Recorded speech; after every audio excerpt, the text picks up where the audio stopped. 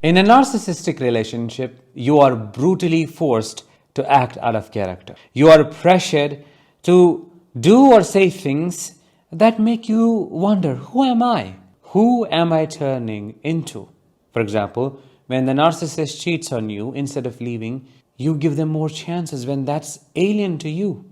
Loyalty may be one of the most important values in your entire value system, yet you violate it, of course, unintentionally. You also go against your moral code when reacting to their abuse, when yelling and screaming and giving them a real pushback to protect yourself. But why do you do this? Let's find out in today's episode. Hi, I am Danish, a psychologist and a narcissistic abuse recovery professional. The intention behind creating this episode is only one, and that is to help you release the guilt and shame you feel for acting in ways you did not want to act in when you were in the relationship. In this episode, I'll be talking about 5 ways a narcissist forces you to act out of character. If that sounds interesting and you are eager to learn more, please consider subscribing to the channel before we begin, because your subscription may help in spreading awareness about narcissistic abuse. Number 1, when you start insulting the narcissist because they do not stop insulting you no matter what you do. First, you request, you plead, you try to communicate with them, you try to show them that it hurts. Stop name calling me. Stop passing comments about my weight, about my looks. Stop judging my way of doing work. Stop being so critical. No, they're constantly insulting you and putting you down. Then, when it does not work, you start yelling and screaming. And still, they do not stop. You say, don't bring my children into these conversations.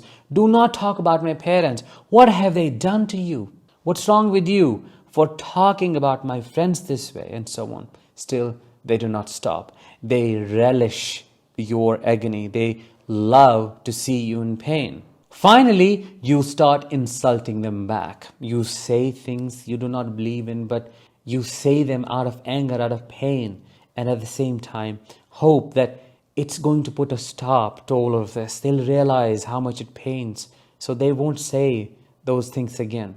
The opposite happens.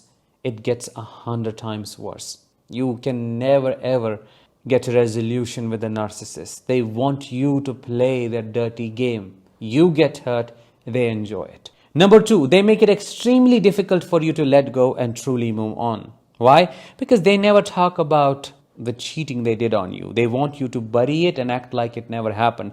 They never give you any form of closure. They never address your needs, wants, and desires. They always expect you to act robotic and be a doll to them so that they get to control your actions. Naturally, what would be your reaction to that? The desire to resolve things would come up, because who wants conflict? So whenever you would try to open your mouth, whenever you would try to bring up something that still hurts you, but they have done it in the past, they will call you a victim. Oh, you love to be a victim of your circumstances, don't you? You always love to talk about our past. This is the reason why our relationship is rotting. We're not moving forward because of you. They may make it seem like you're a person who likes to cry and complain about their past. You keep whining, move on already. And all of those comments might gaslight you into thinking that you truly like to be seen as a victim, when in reality you may be a forward-faced person. Because think about this, who wants to live in their past? You may want to move on, but are they giving you any resolution to be able to do so? Whenever you show them your wounds, you're like, look at this, it's because of you. You know what you said? Hide it away. I don't want to look at it, because to them it's like criticism. How dare you call me faulty? They make it about themselves. How crazy and delusional. When it's about your arm, your heart paining, when they should just somehow try to heal it for you because it was caused by them. They offer no support whatsoever. Instead, they ridicule you further. And this keeps you stuck eternally in a cycle of always trying to address issues with them, and which is not who you are, which is not what you want to focus on. Number 3, they make it extremely difficult for you to stay calm and relaxed during arguments. Maybe you are a calm person by nature. Maybe you do not want conflict at all. Maybe you know how to negotiate and how to deal with conflict. But when having a conversation with a narcissist, it may seem like you have turned into a very reactive version of yourself. They push you left, right, and center until you start fighting them, because that is their motive. Until you start reacting to their abuse. Think about this. If you are chased by a tiger, wouldn't you run away? Of course you would. So that's why it's a biologically correct response to this intrusive behavior. They do not take in the cues, rather they do not want to take in the cues for calmness. They do not believe in settling things peacefully. Out of your righteous rage, you may say very painful things to the narcissist during this argument and later feel like you are a bad person, you are an evil person, which is your conscience kicking in, telling you that that is wrong. But what else can you do in a situation like this where they leave you no option except reacting this way? And that is how you act out of character. What does the narcissist do with your reaction? They run with it, showing everybody, see what she said to me, what he did to me. I am the victim in this situation. I am the one who is being abused. But nobody, including and primarily the narcissist, puts their finger on the main problem. But you tortured him or her into behaving this way. What about that? You made them react to your abuse because of you constantly pushing and poking them. What about that? Number 4, they change your overall temperament. You were known for your patience. Now you get easily impatient and irritated. You are agitated almost all the time. You can't be bothered. You are emotionally numb to the situation when you were very open, always bubbly, always calm, always ready to be vulnerable. Now you don't want to open up at all. And the moment you feel like somebody intends to attack you, which may be true, you try to destroy them, or you completely cut them off. You do not want to do anything with them, and you shut them down. You shut all the doors. This is not who you were. You were open to the world. You wanted to be there. You wanted to explore, and now you're afraid of even leaving your own room. Number 5, you settle for inauthenticity, of course, unintentionally. You accept things that violate you as a person. For example, that cheating behavior. I gave you this example earlier as well. Instead of leaving, you justify their behavior.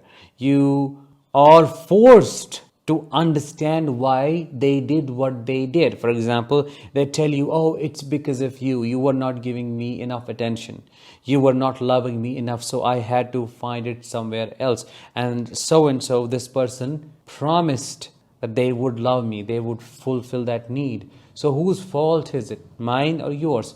Naturally, out of that gaslighting, out of the attempts made to change your perception about the problem, you will eat it up, you will believe it. And because of that chronic self-doubt, you accept that it was your fault and it's you who needs to change. What does that lead to? Self-betrayal. Because yes, you may settle, but at the same time, what you're unconsciously doing is you are violating everything that you have ever been. Another example would be when you step out of this marriage, out of this relationship to seek support from a third person. When you have a relationship with somebody else while staying with a narcissist. This is not something that you believe in. This is not something you would have done. But because of this situation, because of who you are with and what they have put you through, and because of the circumstances, you have now found this source of support and you feel guilty about doing so. However, at the same time, you rely on them. It's like they're the only source that keeps you going. And you don't know what to do or why you did it. However, what you feel is guilt because you are somebody who believes in transparency, who is a very honest person, and who believes in loyalty. At this point of time, you're going unintentionally, of course, against all of that, which leaves you with a lot of resentment towards yourself. You are ashamed to admit that you are with somebody while you are with a narcissist because people won't understand it. So my recommendation would be Be compassionate towards yourself. It's a very different situation that you're dealing with. And then try to leave as soon as possible, because it's not good to stay here and there as well. This is not who you are. The longer you will do it, the more time it will take you to later forgive yourself or accept that you had to do it, which was number 5. And that concludes today's episode. Thank you so much for tuning in. Let me know how you felt while listening to all these different points in the comments. I will talk to you in the next one. Until then, as always, let the healing begin and continue.